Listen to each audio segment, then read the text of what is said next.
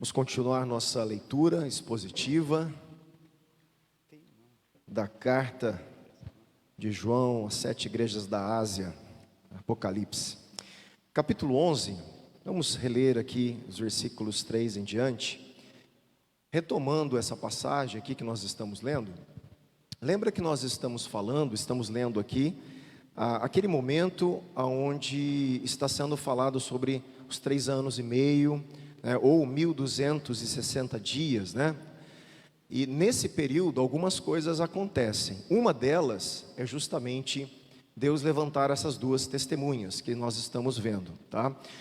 Eu não vou aqui refazer, né, a discussão, quem são elas, porque a semana passada a gente já trabalhou isso. Nós vimos que nós temos várias alternativas, né? Tem alguns que falam que são um profeta, o outro, e assim vai. E nós aqui escolhemos entender do jeito que aquele comentarista exegético, né, o Osborne, entende, que ou é Elias e Moisés, ou então são duas testemunhas que vêm com as mesmas características do profeta Elias e de Moisés, tá certo? Só que elas não são somente indivíduos em atividade profética nesse período. Elas representam também uma atividade profética da igreja como totalidade. Então, dentre várias interpretações e possibilidades, eu estou caminhando para a gente em cima dessa aqui, tá ok? A gente está vendo isso. Então, vamos lá, vamos ler novamente, do versículo 3 em diante. Vou tentar não parar aqui, para a gente iniciar, do versículo 7 a 10, algumas observações hoje, tá ok? Versículo 3: darei autoridade às minhas duas testemunhas para que profetizem durante 1260 dias, vestidas de pano de saco. São estas as duas oliveiras e os dois candelabros que estão em pé diante do Senhor da terra. Se alguém pretende causar-lhes dano, da boca dessas testemunhas sai fogo e devora os inimigos. Sim, se alguém pretender causar-lhes dano, certamente deve morrer. Elas têm autoridade para fechar o céu, característica do profeta Elias no Antigo Testamento, né? Ele fez isso no Antigo Testamento. Então, existe uma característica desse profeta aí, com essas duas testemunhas. Para que não chova durante os dias em que profetizarem. Tem autoridade também sobre as águas para transformá-las em sangue, aludindo quem? Moisés. Bem como para ferir a terra com todo tipo de flagelos, tantas vezes quantas quiserem. Então nós temos aqui um pano de fundo do Antigo Testamento, em cima do profeta Elias, e também de uma atividade de Moisés ali, e das pragas do Egito, provavelmente algumas questões relacionadas inclusive a esses flagelos, a pragas que aconteceram no Egito, como a gente tem visto que Apocalipse faz essas alusões também. Versículo 7: quando tiverem então concluído o testemunho, presta atenção na palavra, quando elas concluírem o testemunho dela, quando essas duas testemunhas concluírem a atividade profética delas, quando elas tiverem, né, terminado o que elas tinham que falar e fazer, a besta que surge do abismo fará guerra contra elas. A besta vencerá e matará as testemunhas, e os seus cadáveres ficarão estirados na praça da grande cidade, que espiritualmente se chama Sodoma e Egito, onde também o seu Senhor foi crucificado. Então preste atenção nos detalhes, que a gente começa a entender algumas coisas aqui, lembrando que muita coisa, ela tem um entendimento primário, mas ela tem um entendimento que abrange um simbolismo de outras questões. Então as duas testemunhas podem ser duas pessoas, mas ela também significa uma atividade da igreja. Aqui a cidade, nós vamos identificar essa cidade novamente, né? Eu acho que está meio claro aí, mas ela também simboliza uma cidade que se opõe ao povo de Deus. Então ela tem um significado primário, mas ela também simboliza toda a estrutura sistêmica de governos que representam o espírito de Sodoma e o espírito do Egito, que é contra então o povo de Deus, tá? Nós vamos caminhar aí devagar. Versículo 9: então muitos dentre os povos, tribos, línguas e nações contemplarão os cadáveres das duas testemunhas por 3 dias e meio, e não permitirão que esses cadáveres sejam sepultados. Gente, isso no mundo antigo era uma afronta, era uma vergonha, você não poder enterrar, sepultar o corpo de alguém e fazer isso uma exposição, era mais um tipo de desonra. Então quando eles falam, por isso que quando acaba a crucificação de Jesus, as pessoas ali perto de Jesus falam, deixa-nos sepultar, então eles vão tentar fazer com que Jesus não seja exposto mais do que o necessário. Isso é uma questão da cultura antiga. E aqui exatamente ao contrário, eles estão querendo, além de matar, desonrar, mesmo depois de morto, desonrar o corpo dessas testemunhas, a lembrança delas, porque a hora que você sepulta, muitas vezes, o que se faz no sepultamento? A gente lembra as coisas boas do que a pessoa fez, não é assim? A gente traz à memória, a vida com a pessoa. O que eles estão aqui querendo fazer é justamente ao contrário, trazer desonra, trazer à memória, está vendo aqui, nós matamos, nós paramos isso que elas estavam fazendo, elas não vão mais incomodar a gente, Versículo 10, os que habitam sobre a terra, lembra disso? Todo mundo lembra disso? Habitam sobre a terra, é um termo técnico da literatura apocalíptica, de Apocalipse. Esse termo técnico simboliza aqueles que são contrários ao povo de Deus, hostis às coisas de Deus. Então os habitantes da terra, isso é toda vez que João usa esse termo em Apocalipse, ele está falando daqueles que são contrários ao povo de Deus. Então os habitantes da terra se alegrarão por causa da morte dessas duas testemunhas. Gente, olha só o absurdo, como a gente viu a semana passada. Realizarão o quê? Festas. Enviarão presentes uns aos outros, porque esses 2 profetas atormentaram os que moram sobre a terra. Olha que loucura, pessoas que vêm trazer a palavra de Deus, o testemunho profético, são vistas pelas pessoas obstinadas contra Deus como um tormento, então eles ao invés de se arrependerem, eles se sentem atormentados, e quando morrem, então vamos festejar, porque a palavra de Deus não está sendo pregada mais, e eu não quero mais que ela me atormente, Versículo 11, está certo,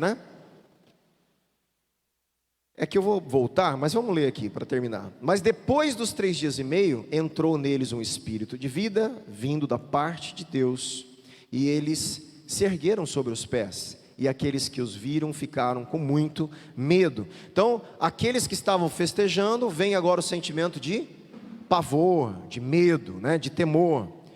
E aí acontece o 12, que eu vou parar e vou retornar aqui para a gente fazer algumas observações, tá bom? Então, agora preste atenção em mim, eu vou ler algumas anotações e comentar aqui. Deixa eu só achar aqui onde a gente parou. Gente, o tema então, vamos destacar o seguinte: o tema inteiro do livro de Apocalipse, um dos temas principais, é justamente a futilidade, preste atenção no que eu vou falar, é justamente a futilidade dos atos de rebelião contra Deus.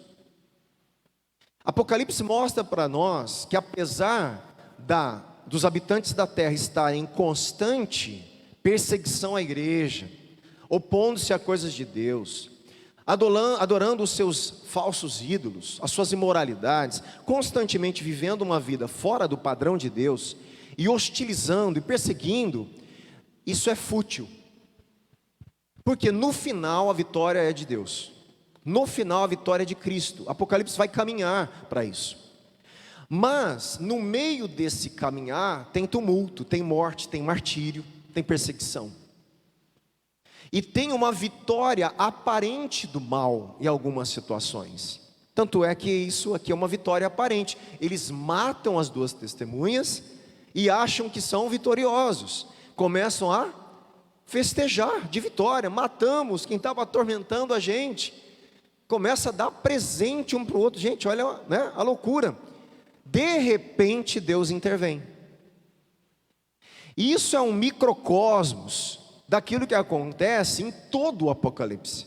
Nós vamos ver momentos, né, de aparente vitória do dragão, aparente vitória da besta que sai do mar, aparente vitória da besta que sai da terra, aparente vitória daqueles que estão matando a igreja e os mártires. E Deus permitindo até certo ponto, ao mesmo tempo que Ele limitando o tempo daquilo, porque tinha sempre um período que Deus permite, mas depois Deus intervém e vai vindicar o povo de Deus, vai recompensar, até que o mal seja julgado permanentemente. Então isso aí é o tema de Apocalipse, ele gira em torno disso. Gente, é mais ou menos isso que a gente está vendo hoje. A gente olha para o mundo, o que a gente vê a cada dia? Maldade. Parece que a gente olhando para o nosso Brasilzão afora, eu não sei quantos, mas a sensação não é de uma esperança de melhora. A gente quer acreditar e a gente gostaria que melhorasse, é diferente. Mas a gente tem uma sensação de problemas sérios que estão acontecendo e notícias que vão piorando e vão confrontando a igreja, mexendo com as estruturas do cristianismo, mexendo com os conceitos de certo e errado, né? As coisas estão ficando de ponta cabeça. E isso nós estamos vendo acontecer dentro da estrutura do casamento, das escolas, né? Algumas pessoas mostrando coisas das escolas que estão surgindo aí nas conferências da educação e coisas que estão entrando. Nós estamos vendo, gente, conversei esses dias com uma pessoa que mexe com agro, com a parte de boi, e compra gado, né? E ele vende gado e também vende carne. E ele falando que no Mato Grosso, quem acompanha o pessoal aí que sabe disso, muitos lugares que tinha gado, hoje é eucalipto. E eles estão mexendo na terra do gado indo para o eucalipto, por causa das questões dos frigoríficos. Aí ele falou assim para mim: Rodrigo, ele falou, em 2025 você vai me lembrar de mim. Isso que está acontecendo agora, em 2025, vai faltar carne no Brasil. As carnes já estão vindo do Paraguai para o Brasil, selo Paraguai. Nós vamos ter problemas internos de consumo de carne. A carne vai aumentar o preço por causa da falta. E nós vamos ter um problema. E já existe uma indústria querendo fabricar carne de forma química. Então nós vamos ver algumas coisas modificando. Então tem muitas coisas que estão surgindo e você fala: gente, vai melhorar? Parece que não vai. Sempre mostrando o poderio, o dinheiro, corporações, gente querendo oprimir as pessoas, a população, ninguém querendo melhorar a nossa vida, os governantes. E nós estamos caminhando em muitas coisas nesse sentido, fora outros lugares que nós vamos ter aqui na nossa igreja, o DIP, de novo, o Domingo da Igreja Perseguida. Mas para quem já acompanha, a Coreia do Norte entrou de novo na lista de maior país de perseguição aos cristãos, novamente, primeiro lugar na lista de 2024, que foi levantada já e já está circulando. Fora isso, eles abriram alguns campos de concentração que estavam fechados. Coreia do Norte. E abriram. Então nós temos irmãos nossos sendo perseguidos por causa da fé, do Evangelho, de Cristo. Em alguns países da África também, de um alto índice de perseguição. E nós temos a sensação de que no Brasil, óbvio que o Brasil não entra na lista, gente. A gente fala, começou a perseguição. Não, nos critérios da perseguição que a gente vê, não, tá? Nós somos ainda um país livre. Mas nós vemos indícios de algumas coisas mexerem com a estrutura do cristianismo e que já nos colocam em condições de argumentação, de debate, como citei a semana passada. Então, coisas estão realmente modificando. E quanto mais o mundo se torna anticristão, os habitantes da terra se tornam anticristãos, mais nós temos que, como igreja, nos posicionar, e mais viremos conversões, mas mais seremos odiados. É uma questão que acompanha. Nós veremos, eu acredito, um poder que acontecerá nos finais dos tempos, de Deus, como aqui a gente vê, mas nós não seremos bem-quistos. As pessoas vão falar, eles estão atormentando a gente. Esse povo aí fica falando que eu não posso fazer o que eu quero com o meu corpo. Não é assim? Meu corpo, minhas regras, como eu tenho falado. Não, teu corpo não são só as regras. Teu corpo como cristão é de Cristo, é do teu Senhor. Ele é dono. E essas coisas estão mexendo com os nossos jovens, eu falei, né, na assembleia, com os nossos adolescentes, se a gente não ensinar. Então existe um confronto de ideias, e nós hoje causamos um mal-estar nessa ideologia que tem tentado assolar a nossa sociedade. E isso não vai parar, gente. Nós vamos ver isso caminhar daqui para frente, né? Então, só que essa afronta, segundo o Apocalipse, é fútil. Ela vai acabar, ela vai ter o seu lugar, ela vai ter uma vitória parcial, né, e passageira, mas no final, o vitorioso é Cristo. Dele é o triunfo, é Ele quem vem reinar, né, e trazer um reino eterno. Isso é importante, tá bom? Outra coisa que nós temos falado constantemente, o martírio em Apocalipse, gente, presta atenção, o martírio em Apocalipse não é derrota. O martírio em Apocalipse é privilégio e vitória. Outra coisa, né, que a gente tem falado, que é confrontador à nossa mentalidade ocidental e brasileira de ser igreja, aonde nós vamos para a igreja para nos livrar dos sofrimentos, e de repente Apocalipse fala que os vitoriosos vão enfrentar os sofrimentos pelo Evangelho até a morte. É um negócio que mexe com as estruturas modernas, né, de ser igreja, mas essa é uma verdade que incomoda a gente, mas não podemos fugir, porque essa é a verdade bíblica. E essa é uma verdade que, como eu disse, os nossos irmãos na Coreia estão vivendo. Os nossos irmãos em países africanos e países do Oriente Médio, eles estão vivendo isso. Isso não é uma realidade nossa no Brasil, graças a Deus, mas é uma realidade de muitos irmãos nossos. Muitos irmãos nossos. Tá? Então o martírio na Bíblia, e em Apocalipse principalmente, é um privilégio e vitória. Não é derrota, gente. Esse é o grande incômodo para a gente aí, né? Na verdade, é uma participação nos sofrimentos de Jesus. Essa é a grande questão, é participar das marcas de Cristo, como Paulo diz em Filipenses 3:10, né? Um teólogo diz assim: o evangelho cristão conhecido, a história do sofrimento e da morte, acompanhados pela vindicação tanto de Jesus quanto dos discípulos fiéis, é que transforma o final da série das trombetas em arrependimento, numa situação que nós vamos ver poucos momentos, né, onde há arrependimento, aqui em Apocalipse, poucos momentos. Há juízo, Deus derrama o juízo, mas o povo se obstina, né, mas tem um momento que há ali, parece uma lucidez, de uma resposta de glorificarem a Deus, como a gente vai ver aqui, e vamos comentar sobre isso.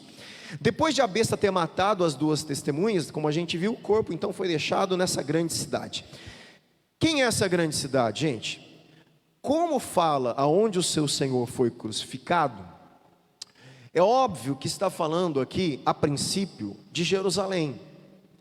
Mas, preste atenção, também chamada espiritualmente de Sodoma e Egito.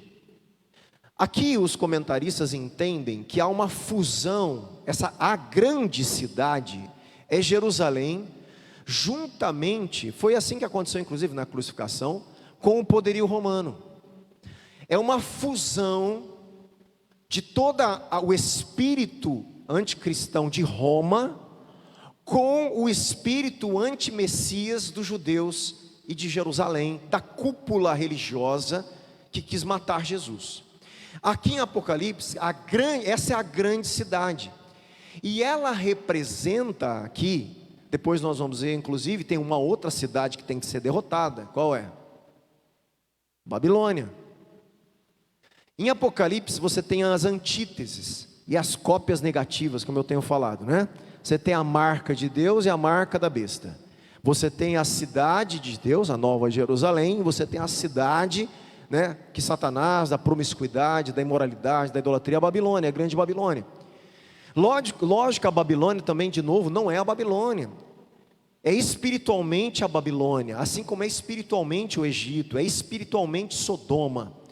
Então, nós podemos entender que isso vai acontecer em Jerusalém literal? Você lembra que essa é sempre a nossa pergunta? Em Jerusalém literal? Pode ser, como pode não ser, a gente não sabe. Aqui dá a entender que é. No texto, se a gente ler literalmente, dá a entender que é. Mas a dinâmica, mesmo que seja literal, ela também amplia aqui ao sistema mundano dessa grande cidade, que incorpora toda a atividade mundana dos reinos dos poderosos contra Deus e contra a atividade profética da igreja. Você entende que pode ter alguns cumprimentos literais, que esses cumprimentos literais, eles são, é como se eles fossem sinalizadores de um evento maior, ou eles são algo que vão representar algo maior em toda a igreja. Então, duas testemunhas, duas pessoas, mas que representa toda a igreja. A besta matando as duas testemunhas, mas como um símbolo da perseguição também ao povo de Deus, porque vai acontecer martírios fora dela. Então você percebe que existe uma dinâmica de individualismo em algumas situações, mas algo que se espalha sobre a igreja. Tudo bem isso? Tranquilo? Ok, então vamos lá, vamos prosseguir aqui.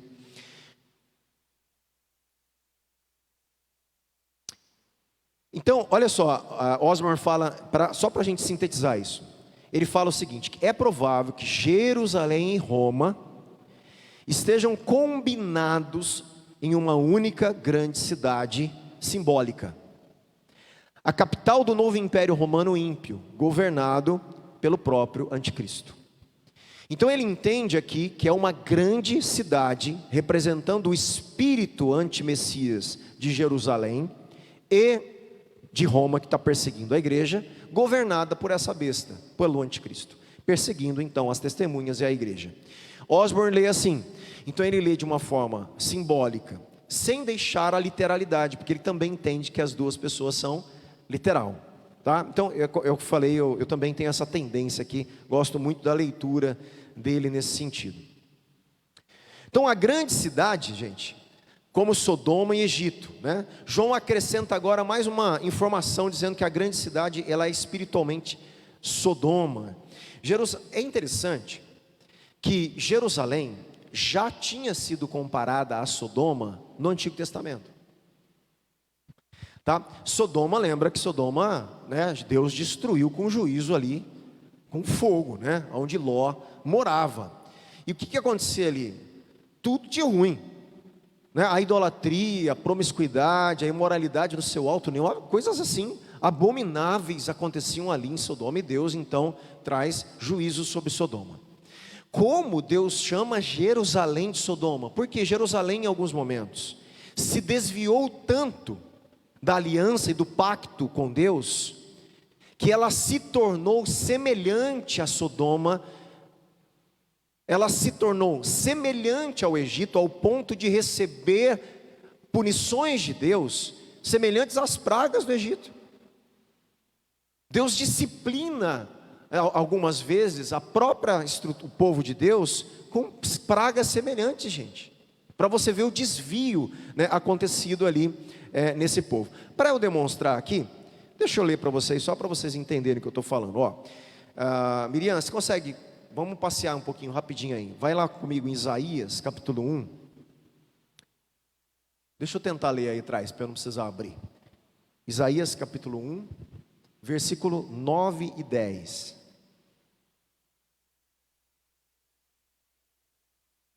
Olha só, se o Senhor dos exércitos não nos tivesse deixado alguns sobreviventes, já nos teríamos tornado como Sodoma e semelhantes a Gomorra, teríamos destruídos. Deus trata ali Israel com um juízo semelhante.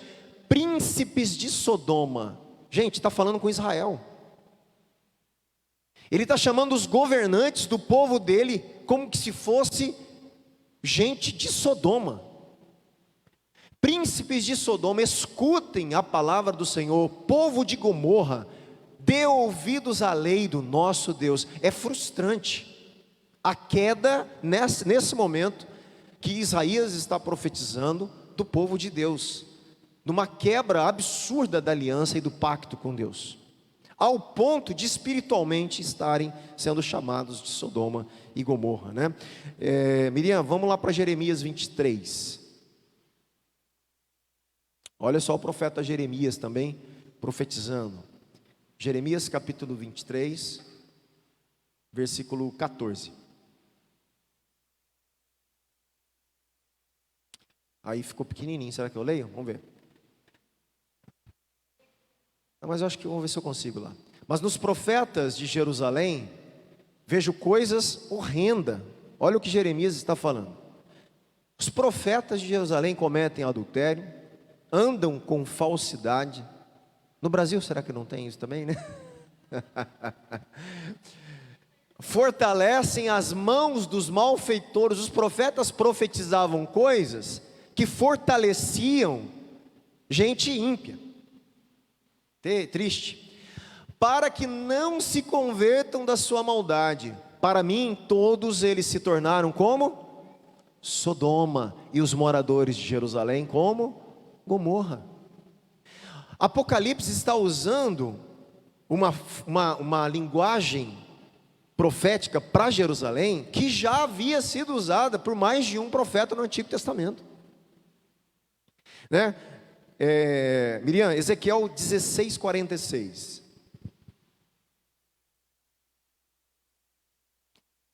É triste, né? Porque era para ser um lugar de representação. Por isso que em Apocalipse nós vemos Deus trazendo uma nova Jerusalém que desce do céu. Porque a Jerusalém terrena foi corrompida, ela quebrou o pacto, ela quebrou e ela precisa ser resgatada também, né? Ezequiel 16:46. A sua irmã mais velha é Samaria, que mora ao norte de você, com as suas 2 filhas. E a sua irmã mais nova, que mora ao sul de você, é Sodoma, com as suas 2 filhas. Deus está falando com Israel. Tá? A Samaria ficava na região norte, ali no reino norte.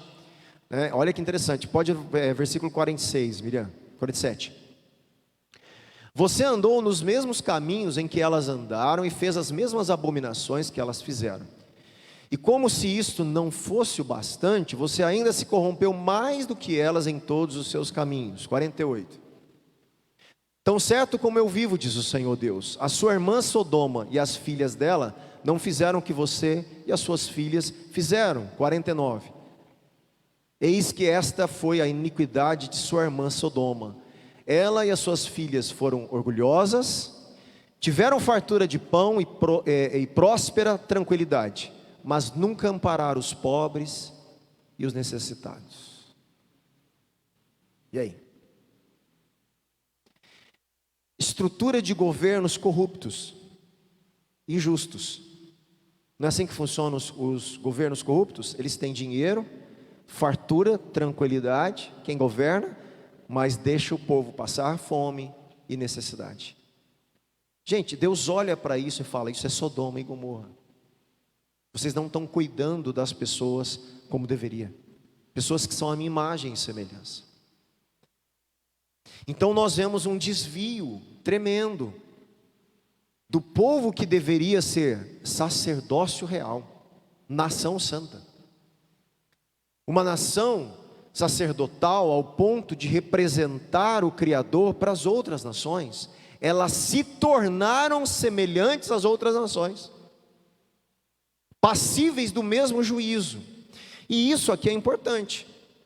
Por quê? Porque nós aqui, Igreja de Cristo, Também temos que tomar esse cuidado, porque não é porque a gente está na igreja que Deus está aprovando a gente.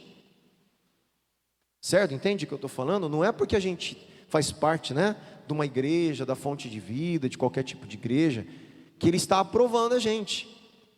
Ele quer a nossa vida, a nossa aliança, o nosso jeito de viver, a nossa fidelidade, a nossa lealdade, nossa caminhada com Ele de fato. Porque senão Ele olha para a igreja e fala assim: olha, vocês estão igual Sodoma e Gomorra. Não importa o que vocês estão falando aí que são minha igreja, mas vocês estão... É igual Ele fala para Jerusalém: não importa o que vocês acham, eu chamei vocês para ser meu povo, mas vocês estão igual Sodoma e Gomorra.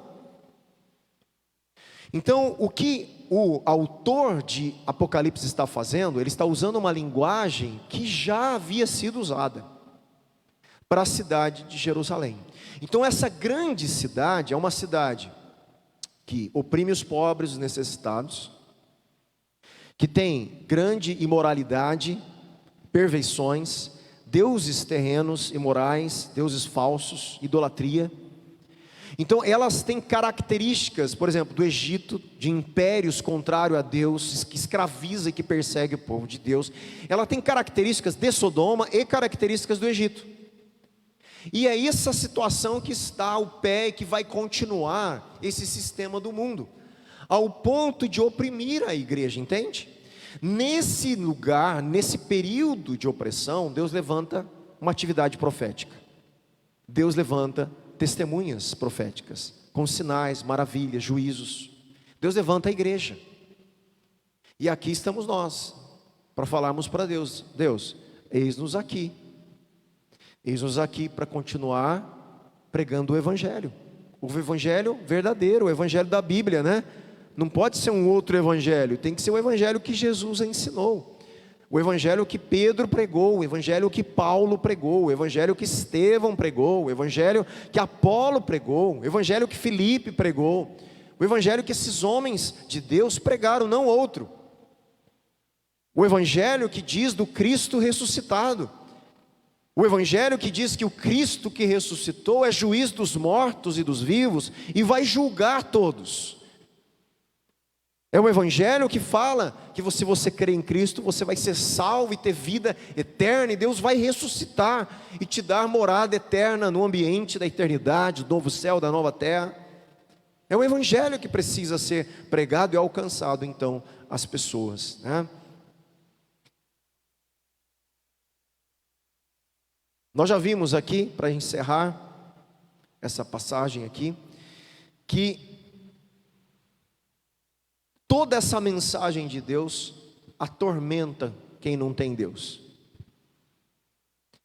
E no nosso dia a dia, gente, nós vamos ver isso acontecer aos poucos aí, tá? Eu contei a semana passada, não sei nem o que decidiu lá na Câmara, não sei, nem fui atrás para ver se passou, se não passou, não sei. Mas parece que sim, porque está anunciando, né? O projeto aqui do show aí, do Fernandinho e tal.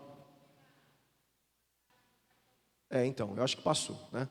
Mas para você ver uma coisa simples, né? De um show aí, só porque vem alguém evangélico, se levanta pessoas, fazem ali um aglomerado e falam: ó, aqui não pode não, pode tudo menos. Você vê como que existe, né, uma afronta, já existe um espírito passeando do anticristo na sociedade. E aí você tem que ir lá, lutar, argumentar, orar, porque tem um processo ali, né, de atividade de afronta. Nós atormentamos, existe um tormento já. A gente prega a verdade, prega a Cristo, prega o que é viver em família, prega o que temos que, né, lidar com a vida e preservar. Você está incomodando a sociedade, né? E isso, a tendência, gente, não é melhorar, tá bom? Entenda isso, se posicione, aprenda, porque senão, me permita discipular um pouco aqui vocês nesse sentido. Cuidado para você não querer, como na sociedade nós queremos muito, ser aceito por todo mundo. Não dá, nem Jesus foi.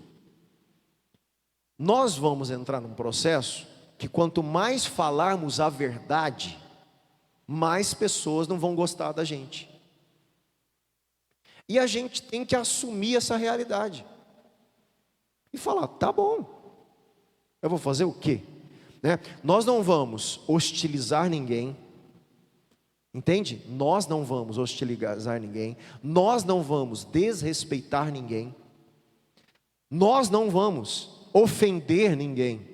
Nós só vamos pregar a verdade, aquilo que nós cremos. Nós vamos anunciar a consciência, a liberdade nossa de fé, de expressão, de consciência.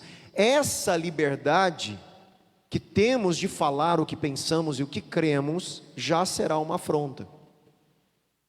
E essas pessoas vão se sentir odiadas, vão se sentir mal e vão odiar, e não vão gostar de você. Você tem que entender isso, meu irmão. Tá?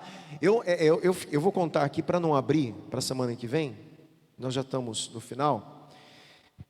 Eu teve uma época que eu estava mais próximo de políticas públicas na cidade. Né? Hoje eu me afastei. E eu sinto que o meu papel é pregar o Evangelho, mais do que estar em política pública. Apesar de achar que é importante, né? E alguém tem que estar ali. E eu lembro que eu fui em algumas conferências, que existem essas conferências onde você define diretrizes da área da saúde, né? Conferências municipais, estaduais. Eu cheguei a participar, por exemplo, de uma conferência estadual como delegado na área da educação, representando o segmento cristão na cidade. Na época eu estava como presidente do conselho, então eu ia e me enfiava dentro dos lugares para eu poder me pronunciar.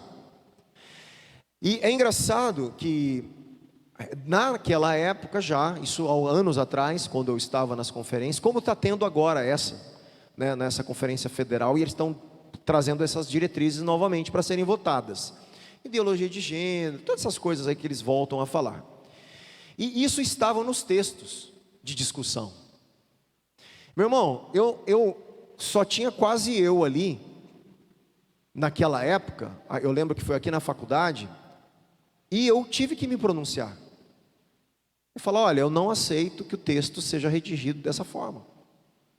Isso está errado, vocês não podem colocar na questão da identidade de gênero como uma prioridade ali na escola e como algo que deve ser falado como prioritário, não pode. E as pessoas começaram a se sentir ofendidas, quem estava defendendo.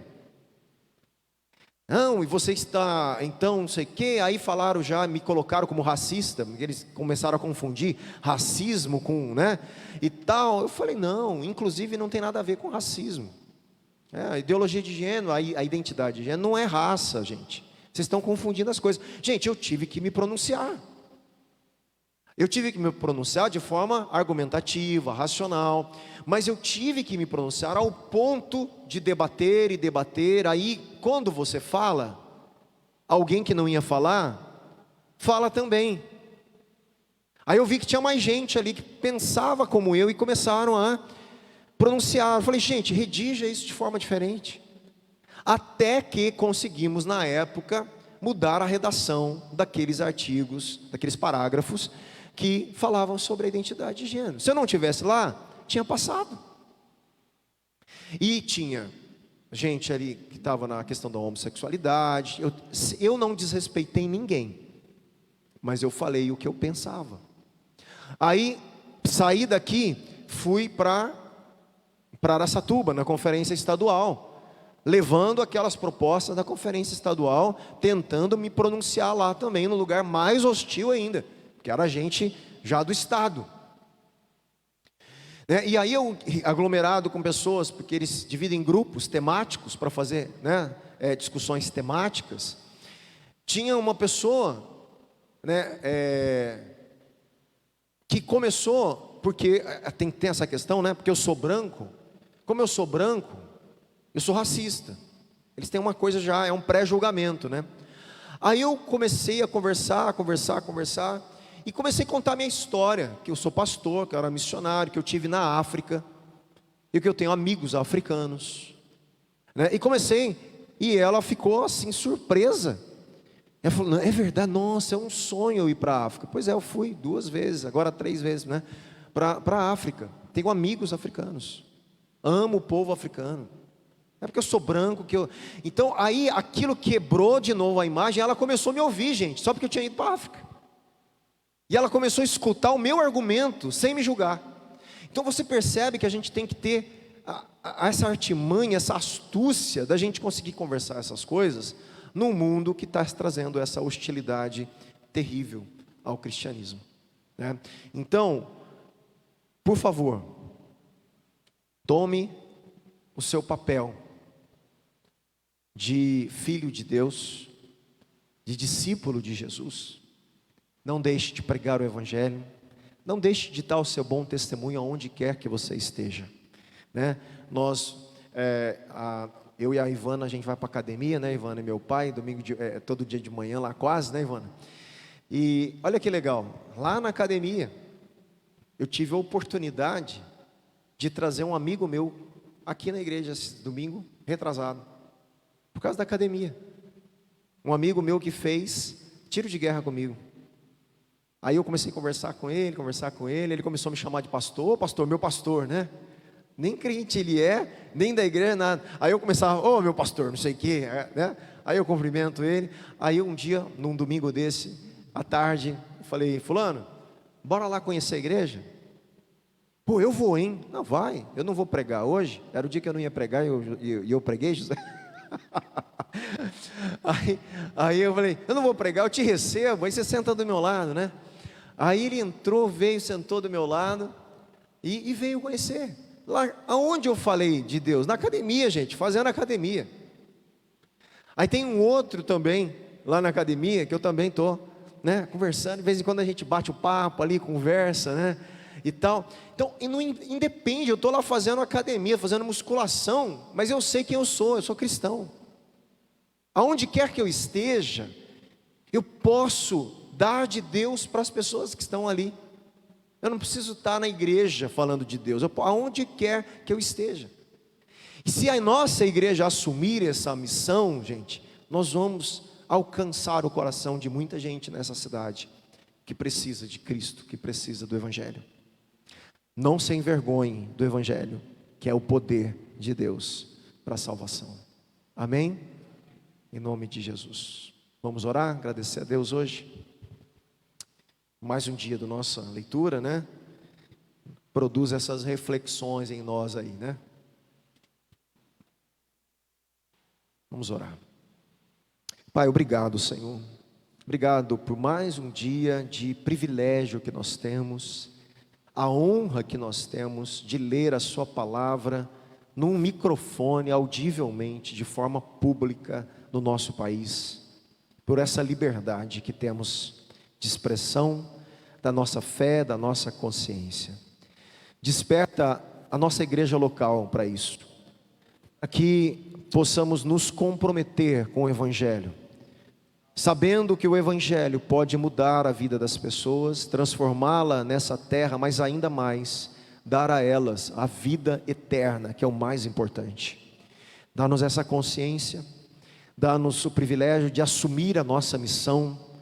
Senhor, que a nossa igreja possa de verdade, de fato, ser nessa cidade uma agência do Seu reino, de propagação da mensagem do Cristo ressurreto, e dar ao Senhor toda honra, toda glória, todo louvor, com aquilo que falamos, sentimos, vivemos, nos comportamos. Seja glorificado em tudo, Pai. Eu abençoo cada um aqui essa noite. Peço, Senhor, a Tua graça da saúde, da provisão financeira que tanto precisamos, das coisas do nosso dia, mas acima de tudo a consciência, como temos falado, de buscar em primeiro lugar o Seu reino e saber que o Senhor cuida da gente nas outras coisas, Pai. A Ti a nossa gratidão, em nome do Senhor Jesus. Amém.